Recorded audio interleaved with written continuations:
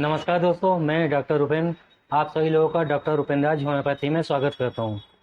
आज आप लोग इस वीडियो में जानेंगे नेजल पॉलिप्स के बारे में, जिसको कि नाक के अंदर मांस का बढ़ना कहते हैं। दोस्तों, अगर आपको बार बार जुकाम होता रहता है, बार बार छींकें आती हैं, नाक के चारों ओर भारीपन या दर्द बना रहता है, उसके साथ में सांस लेने में दिक्कत होती है, तो ये वीडियो आप लोगों के लिए बहुत ज़रूरी होने वाला है। इस वीडियो को बगैर स्किप करें एंड तक जरूर देखिएगा, क्योंकि इस वीडियो में आप लोग जानेंगे कि नेजल पॉलिप क्या होता है, इसके होने के क्या कारण होते हैं, नेजल पॉलिप होने के कारण क्या क्या समस्याएं होती हैं, यानी कि लक्षण क्या मिलते हैं, नेजल पॉलिप के लिए जांचें क्या क्या करानी पड़ सकती हैं। उसके साथ में आप लोग जानेंगे कि इस समस्या को ठीक करने के लिए कौन कौन सी होम्योपैथिक दवाइयाँ होती हैं। दोस्तों, लेकिन वीडियो शुरू करने से पहले आप लोगों से रिक्वेस्ट है कि अगर वीडियो पसंद आए तो वीडियो को लाइक करके शेयर कर दीजिएगा, और अगर आप लोगों ने मेरे चैनल को सब्सक्राइब नहीं किया है तो चैनल को सब्सक्राइब करके बेल आइकन को जरूर प्रेस कर दीजिएगा। दोस्तों, सबसे पहले ये जान लेते हैं कि नेजल पॉलिप्स क्या होता है। नेजल पॉलिप्स आपके नाक के अंदर या साइनस की लाइनिंग की एक तरीके की सॉफ्ट और नॉन कैंसरस ग्रोथ होती है, यानी कि नाक के अंदर की लाइनिंग की ग्रोथ बढ़ जाने या नाक के अंदर के मांस के बढ़ जाने को नेजल पॉलिप्स कहते हैं। नाक के अंदर की ये जो लाइनिंग होती है, अगर उसके नॉर्मल फंक्शन को जाने तो इसका काम थोड़ा बहुत म्यूकस प्रोड्यूस करना होता है, जिसके कारण ये लाइनिंग ड्राई नहीं होती है और ये म्यूकस बाहर से नाक के रास्ते में आए हुए बैक्टीरिया और वायरस को किल करता रहता है। लेकिन किसी कारणवश इन्फेक्शन बार बार होने लगे या किसी तरीके की एलर्जी के कारण या फिर इम्यूनिटी वीक होने के कारण बार बार जुकाम होने लगे तो इन लाइनिंग में सूजन आने लगती है और नाक के अंदर का मांस बढ़ना शुरू हो जाता है। ये मांस देखने में अंगूर की सेब की तरह दिखता है। अगर ये मांस ज़्यादा बढ़ जाए तो सिम्टम प्रोड्यूस करने लगता है और पेशेंट को इसके कारण समस्या होना शुरू हो जाती है। अधिकतर डॉक्टर्स इसके लिए सर्जरी करवाने की सलाह देते हैं, लेकिन अधिकतर केस में सर्जरी के बाद दोबारा से बनना शुरू हो जाता है, क्योंकि सर्जरी में इसको काट कर निकाल तो दिया जाता है, लेकिन जिन एलर्जी की वजह से या जिन कारणों की वजह से इसके बनने की टेंडेंसी होती है उसको रोका नहीं जाता है। लेकिन दोस्तों, अच्छी बात यह है कि होम्योपैथी में नेजल पॉलिप्स का बिना ऑपरेशन किए बहुत अच्छा ट्रीटमेंट होता है, जिससे कि ये पूरी तरीके से जड़ से खत्म हो जाता है। नेजल पॉलिप्स किसी को भी हो सकता है और किसी भी एज में हो सकता है। अब नेजल पॉलिप्स होने के कारणों को जान लेते हैं। दोस्तों, नेजल पॉलिप्स होने का एक्सपर्ट अभी तक कोई ठोस कारण नहीं पता कर पाए हैं, जिससे कि ये पता चले कि एक को नेजल पॉलिप्स हो रहा है लेकिन दूसरे को नहीं हो रहा है।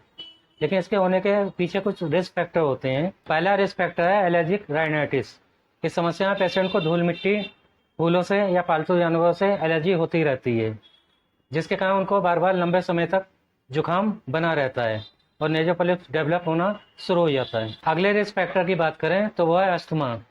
जिन लोगों को काफ़ी टाइम से अस्थमा की समस्या बनी रहती है तो उसके कारण उनके नाक के अंदर मांस बढ़ना शुरू हो सकता है। अगले रिस्क फैक्टर की बात करें तो वह है सिस्टिक फाइब्रोसिस।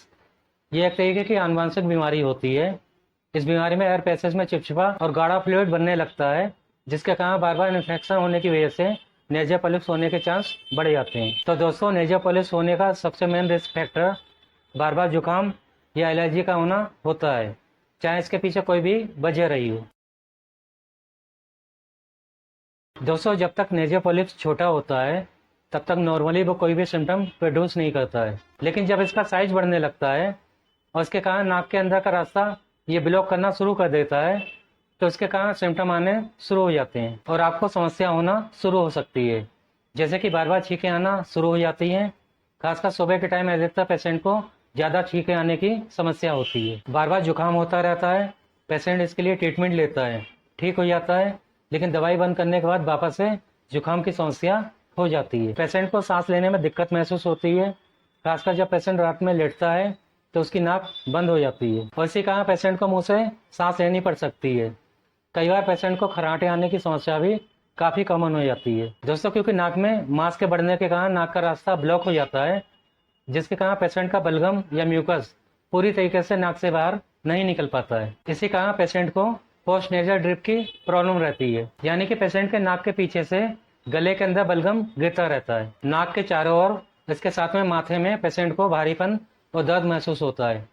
कई बार सर दर्द की समस्या भी कॉमन होती है। नाक के अंदर सूजन आ जाने के कारण सूंघने की क्षमता कम हो जाती है और कई केस में ये क्षमता खत्म भी हो जाती है। समस्या पुरानी हो जाए तो खाने का स्वाद भी कम या खत्म हो सकता है। बच्चों को इसके कारण कंसंट्रेशन में कमी देखने को मिलती है। जिसके कारण उनको याद करने में दिक्कत हो सकती है। तो दोस्तों ये कुछ कॉमन सिम्टम होते हैं जो कि नेजल पॉलिप की समस्या में देखने को मिलते हैं। कई बार अगर आपका नेजल पॉलिप छोटा है तो ये लक्षण नहीं भी देखने को मिल सकते हैं, लेकिन आपको बार बार जुकाम होता रहता है और छींकें आती रहती हैं तो एक बार आप लोग नेजल पॉलिप का चेकअप डॉक्टर से जरूर करवा लें। या फिर आप लोग अपने आप भी नाक को ऊपर करके टार से नाक के रास्ते को किसी से दिखवा सकते हैं कि कहीं रास्ता किसी मांस या गांठ से ब्लॉक तो नहीं हो रहा है, जिससे कि आप लोग अपना होम्योपैथिक ट्रीटमेंट शुरू करवा लें। दोस्तों जब आप किसी डॉक्टर के पास जाते हैं तो वो आपकी कंप्लेंट पूछते हैं, आपकी मेडिकल हिस्ट्री लेते हैं, इसके साथ में वो आपका फिजिकल एग्जामिनेशन करते हैं। आपके नाक के रास्ते में जो नेजल पॉलिप बाहर की ओर होते हैं वो आसानी से टॉर्च से देखने से पता चल जाते हैं, लेकिन कई बार कुछ पॉलिप्स नेजल कैविटी के अंदर भी होते हैं जो कि टॉर्च से देखने से पता नहीं चल पाते हैं। तो इसके लिए आपके डॉक्टर नेजल एंडोस्कोपी भी करवा सकते हैं जो कि ENT डॉक्टर करते हैं। कुछ केस में डॉक्टर CT स्कैन भी करवा सकते हैं जिससे नेजल पॉलिप का साइज और लोकेशन कंफर्म की जाती है। नेजल पॉलिप्स क्योंकि एलर्जी के कारण होते हैं इसलिए इसके लिए आपके डॉक्टर एलर्जी टेस्ट भी करवा सकते हैं, जिससे कि ये पता चलता है कि आपको किन किन चीज़ों से बार बार एलर्जी होती रहती है।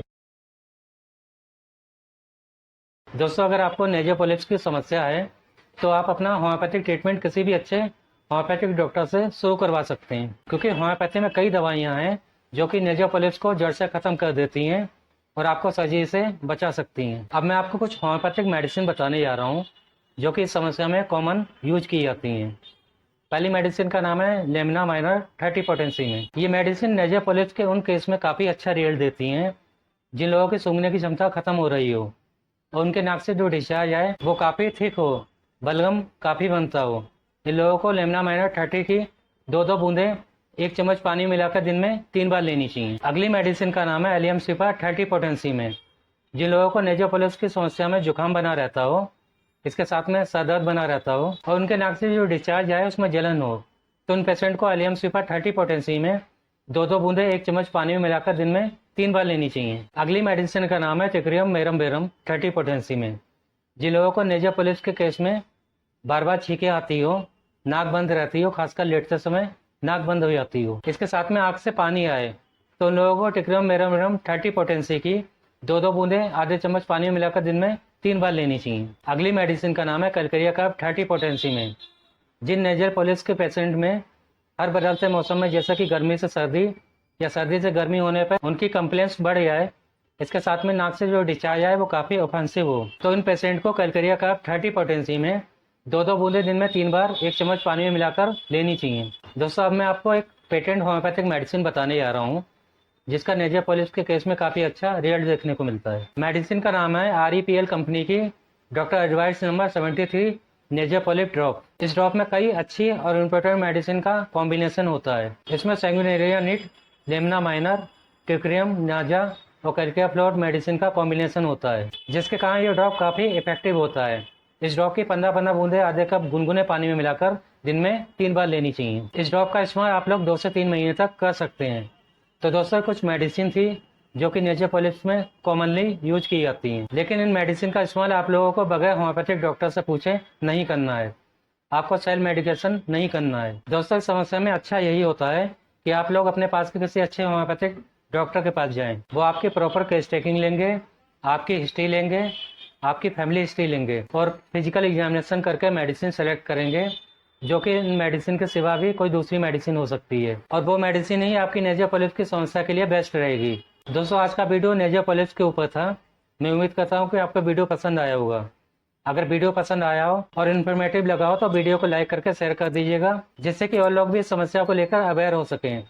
अगर आप लोगों ने अभी तक मेरे चैनल को सब्सक्राइब नहीं किया है तो चैनल को सब्सक्राइब करके बेल आइकन को जरूर प्रेस कर दीजिएगा, जिससे कि आगे मेरे जो भी वीडियो आए उनका नोटिफिकेशन आप लोगों को मिलता रहे। तो मिलते हैं नेक्स्ट वीडियो के साथ में। नमस्कार दोस्तों।